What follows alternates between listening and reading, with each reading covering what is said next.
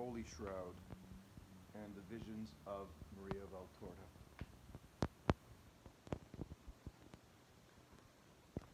I'm going to pick up where I left off from yesterday with the what kind of thorns were they? It is almost impossible to give a satisfying reply to this question.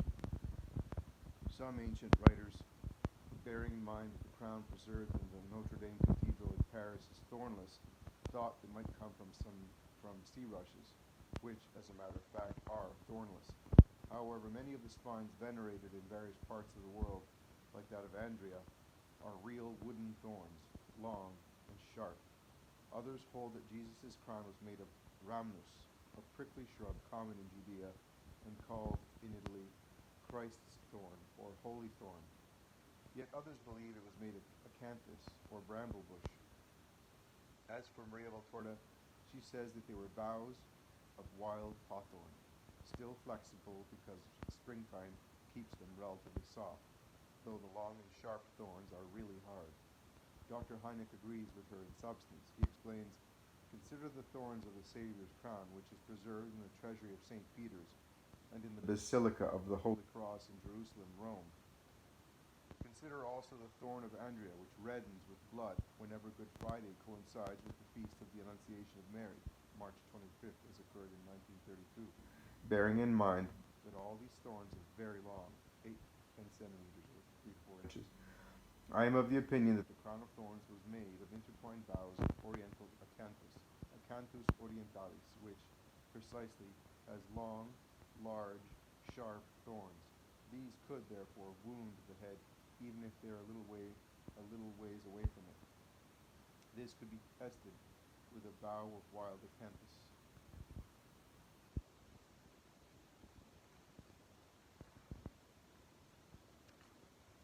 Carrying of the cross. There is no beauty in him, nor comeliness, and we have seen him, and there was no sightliness that we should be desirous of him, despised, and the most abject of men, a man of sorrows, and acquainted with infirmity, and his look was, as it were, hidden and despised, whereupon we esteemed him not. Surely he has borne our infirmities and carried our sorrows, and we have thought him, as it were, a leper, and as one struck by God and afflicted. But he was wounded for our iniquities, he was bruised for our sins. The chastisement of our peace was upon him, and by his bruises we are healed. Isaiah chapter 53, verses 2 to 5. The carrying of the cross. Capital punishment by crucifixion. The ancient Hebrews used to mete out the death penalty by stoning, not by crucifixion. The cross, however, was used by the Romans from the time of the Republic onwards. The books of the Old Testament barely allude to crucifixion. They speak of the bronze serpent which Moses set up in the desert.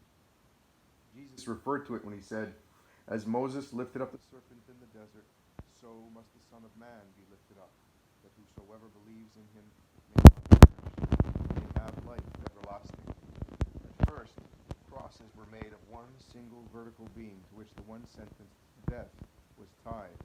Later, the vertical shaft was added, a horizontal beam. People were nailed or tied to it and left there to die. Crosses were usually low for the executioner's convenience. A tall cross was used only when more attention was to be drawn to the punishment. A T-shaped cross, or tau cross, was called in Latin crux commissa. A T-shaped cross with the vertical limb sticking out above the horizontal beams was called crux immissa, or crux capitata in Latin. It was later called a Latin cross. It seems to have been the most common shape. The cross was the most shameful and cruel torture, reserved for the worst criminals of the slave class. Cicero said that a Roman citizen be tied up is a misdeed, that he be dealt a blow is a felony, that he be murdered is almost a parricide. What, therefore, should I say if he be suspended from a cross? A thing so wicked could not be given a name strong enough. The way of the cross. This is the fourth stage of Jesus' passion. And they took Jesus and tied and led him forth, and bearing his own cross, he went forth to that place which is called Calvary. At this point, a spontaneous question arises. Was Jesus carrying a complete cross? Some say yes, others say no, maintaining that he carried on his shoulders only the horizontal beam, called patibulum. The vertical beam, they say, was already set up on Calvary, but these people do not agree on how Jesus would have carried the patibulum. Monsignor Ricci, trying to explain the imprints found on the man of the shoulder's left ankle and on the area around his left shoulder and that above his right shoulder, advanced a hypothesis that completely upsets what Christian tradition has always upheld. According to him, the executioners would have tied Jesus with a long rope to the other two men sentenced to death, so that the three walked in a file. Also, Jesus' arms would have been tied to the patibulum, which he would have carried on his shoulders, and his left foot would have been linked by a long rope to the left end of the beam, figure 33. This was a painful, complicated punishment meted out at times to criminals sentenced to death on the cross, but it seems unlikely in Jesus' case, since he had shown that he had no intention to escape. Had he really been tied like this, his falls that we know from tradition only and are confirmed by the various signs of injuries on the face of the shroud would have been so dramatic and upsetting that the evangelist would have at least hint at them. The evangelist would have had to at least hint at them. Instead, this is all they say.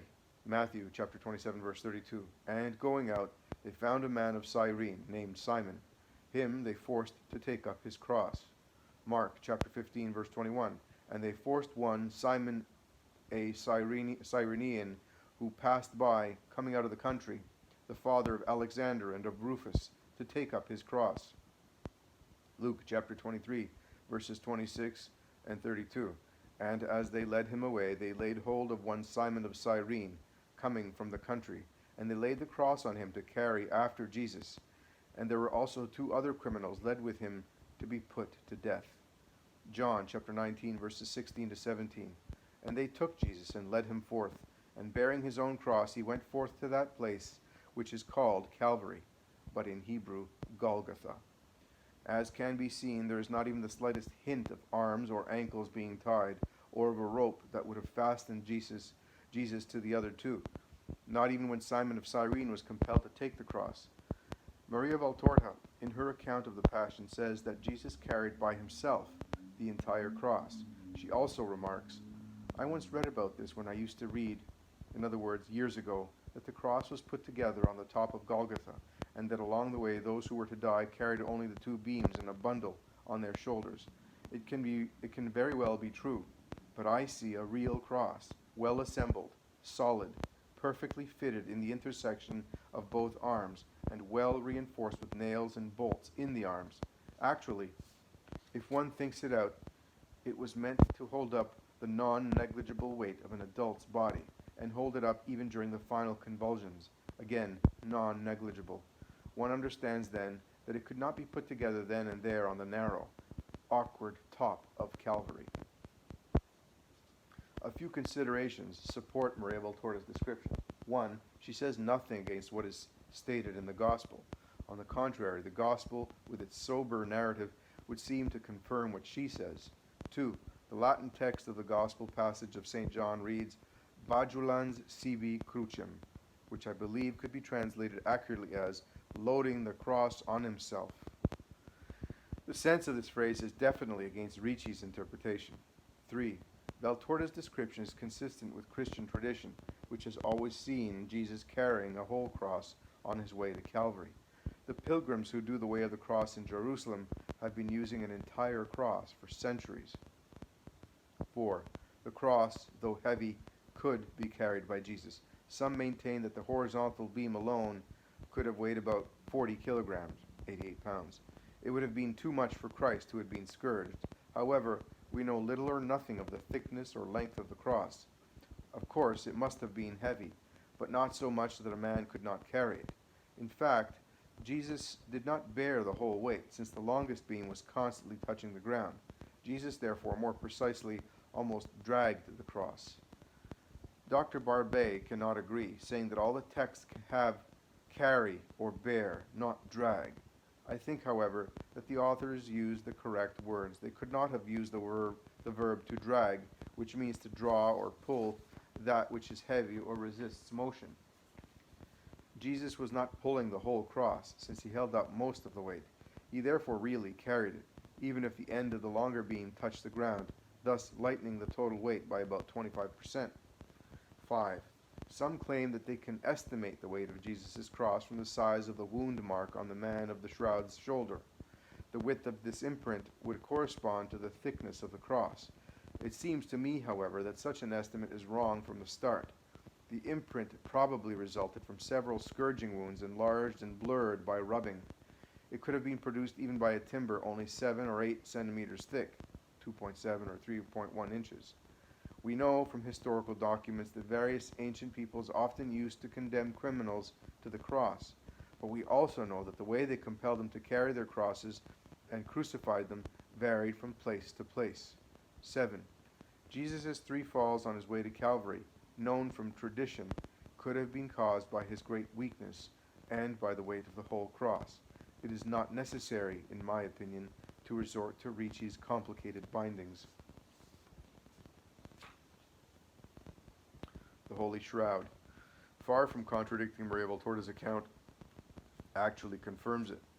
Monsignor Ricci put forward the aforesaid thesis since he had to explain some blood marks of the man of the shroud. There is a quite visible wound in the area above the right shoulder. Another one, less perceptible, but larger, that could be thought of as a group of grazes in the area of the left shoulder, but lower than the wound above the right shoulder. Finally, a sidelong blood mark on the left ankle, figures 11 and 12. According to Ricci, these 3 imprints were formed because Jesus would have been compelled to carry the patibulum, as shown on figure 33. However, I think that they were formed in quite different ways.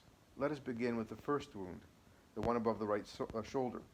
Though it is close to a burnt section of the sacred shroud, it has the appearance of a real wound, has the shape of a quadrangle, and was caused from top to bottom and from right to left.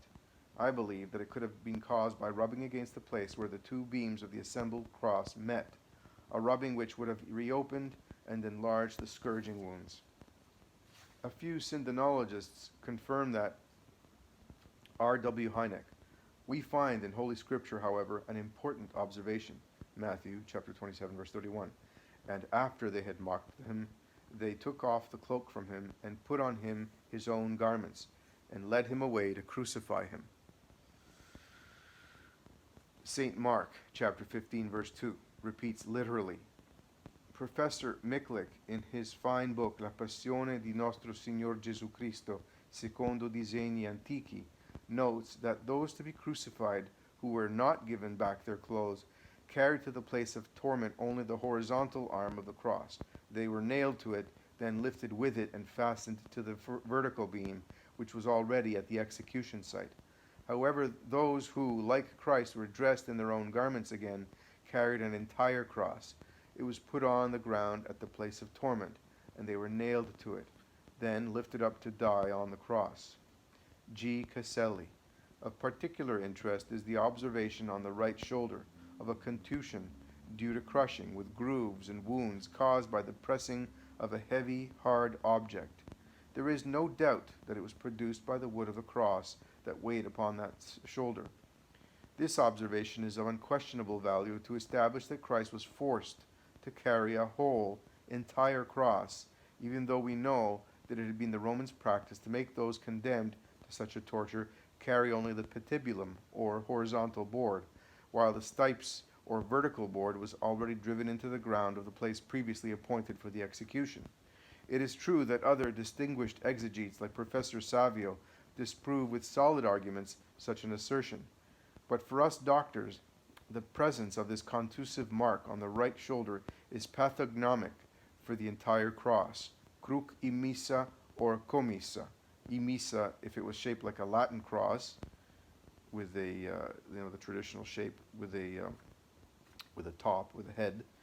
Commissa, if it was tau shaped, like a letter T. Lorenzo Ferri. Judging from the shroud, there is a wound on the right shoulder. From that I infer that Jesus carried an entire cross on his right shoulder, just as affirmed by Maria Valtorta. Father Leone Ruggeri. It is good to consider that, first of all, the Gospel does not use the word patibulum, but the word cross.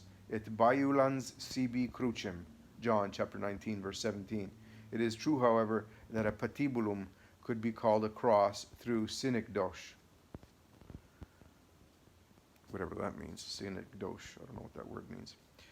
Then it seems unlikely that the vertical beam for the torture would always be ready outside of Jerusalem. For one thing, the power wielded by the Romans over the Jews was still more of a political government than a despotic rule.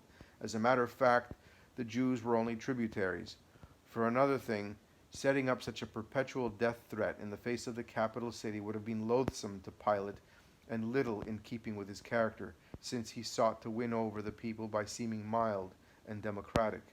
Releasing a prisoner at the time of Passover, a custom approved and decreed by the procurator, clearly manifests his intention to minimize death sentences and capital punishment, to show his benevolent feelings in such a solemn circumstance as Passover, when most Jews came to the holy city. Also, there is the fact that Jesus had to be helped by the Cyrenian to carry the cross. Had it been only the patibulum, the carpenter's son, despite the painful scourging, would have been able to carry that weight, and it would not have been really necessary to press the man of Cyrene into service. Of course, generally speaking, Jesus could have been in such an extreme condition that he could not carry 30 or 40 kilograms, 66 to 88 pounds, which the patibulum could have weighed. Likewise, somehow it is still pressing someone into service when we compel him to do something against his will. But the need for help seems to correspond to the truth better when a heavy weight is involved. And the Latin verb angariaverunt, forced or compelled or pressed into service, is meant in all its force if a man is compelled to carry a cross weighing over 100 kilograms or 220 pounds. The sacred tradition that refers to Jesus' 3 falls under the cross should not be disregarded either. Such falls are much more likely if Jesus had had the entire cross on his shoulders than if he had carried only the patibulum. On the other hand, had it been a patibulum, is it possible that in some way or other the recollection of it would not have come to us? G. Caselli. Had Christ carried only the horizontal beam or patibulum, we should have found a similar imprint on the cervical or upper dorsal vertebral column, whereas no sign whatever of compression is found there. I think that will suffice for the right shoulder. The imprint on the left shoulder, as we said, is unlike the first in both shape and size. On this one we can see even the blows from the scourging. It really looks like a group of grazes caused by rough, violent rubbing. How could it have been formed? I think Monsignor Ricci himself involuntarily gave the explanation. Like other syndonologists, and in such an impressive way, Maria Valtorta, he mentions Jesus' convulsive movements, lifting himself up and then collapsing throughout the 3 hours of his agony on the cross. Monsignor Ricci says, since his left foot was on top of his right foot, the crucified one had to lean to the right to push himself up, so that the weight of the pulling was concentrated on the upper left limb. As a result, the left shoulder was made to rub against the rough wood of the cross, which caused abrasions.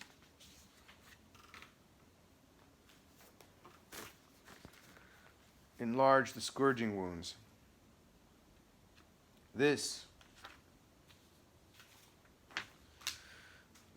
according to me, is the imprint that can be seen on the sacred shroud. However, this wound could have been caused also by the weight of the entire cross.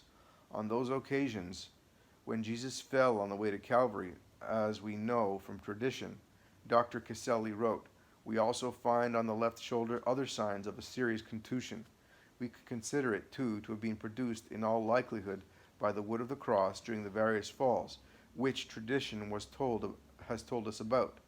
This is what Judica upholds, strengthening his hypothesis with the presence of contusive lesions on the knees, worse on the right one.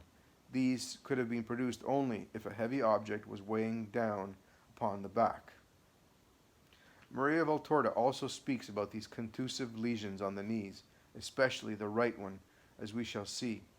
As for the sidelong imprint on the left shin bone, it is not unlikely to suppose that it could have been caused by the scourging. Even Dr. Barbet thinks likewise. The whip lashes came down on the thighs and calves, and the ends of the strips, as well as the pellets of lead wrapped around the limbs and left their marks as far as the front side of the legs. It is very likely that the left shin bone was whipped more often, as Judica Cordelia also maintains. After all this, one cannot deny the trustworthiness of Maria Valtorta's account, according to which Jesus carried an entire cross to Calvary.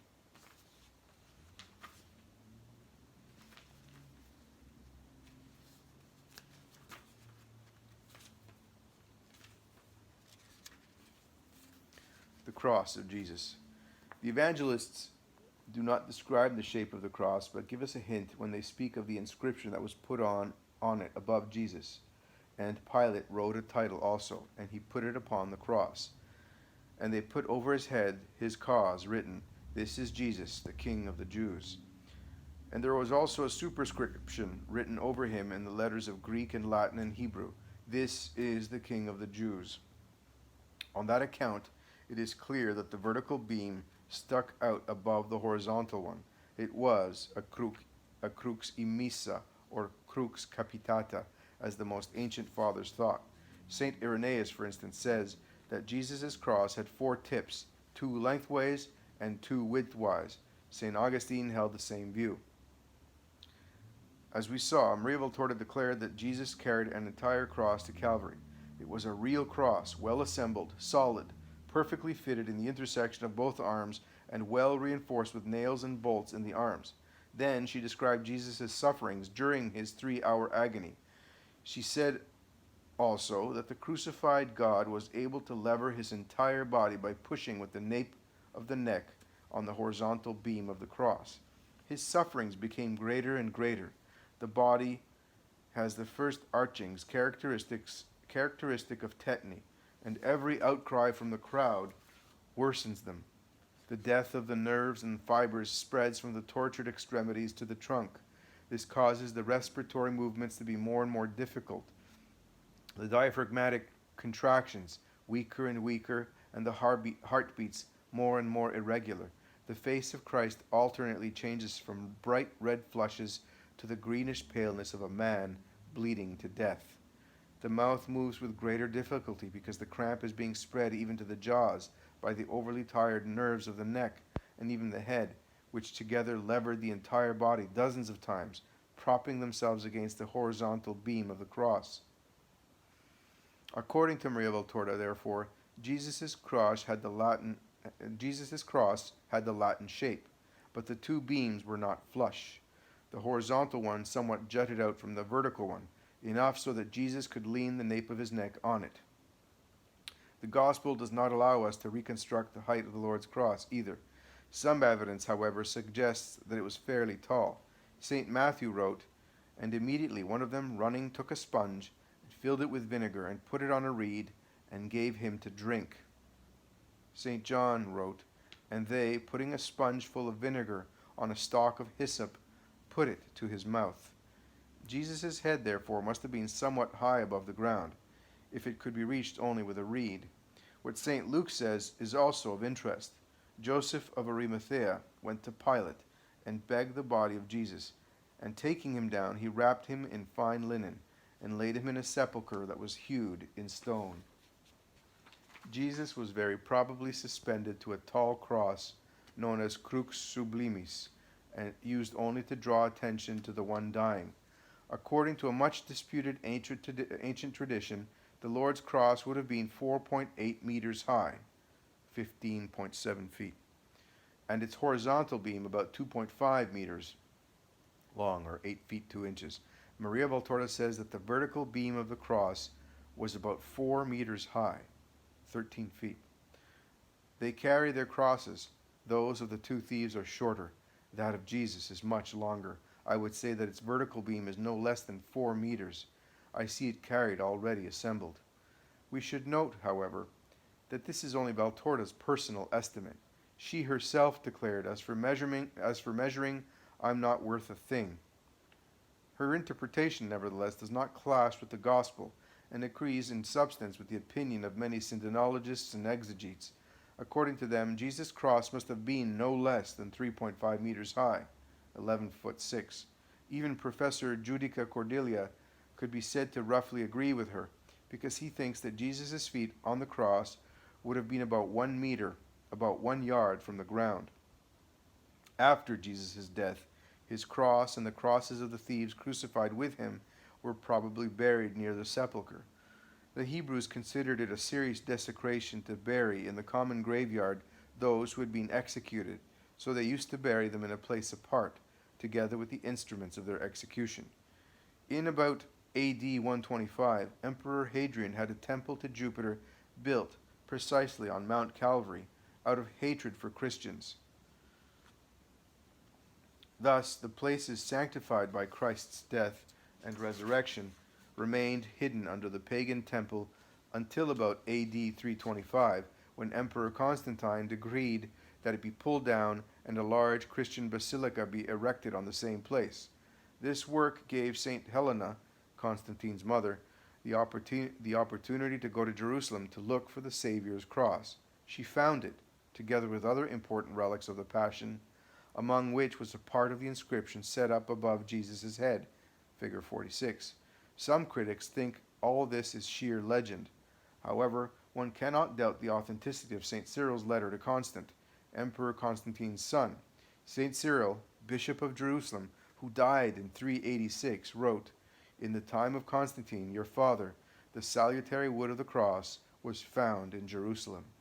As time went by, small portions of the Holy Cross would have been sent to various parts of the world for the sake of devotion. The part remaining in Jerusalem ended up as spoils of war in the hands of Khosrow II Parviz, king of the Persians, in AD 614. In 628, Emperor Heraclius, having routed the Persian army, won it back and personally brought it back to Jerusalem. This return of the cross was afterwards celebrated every year in the Western Church.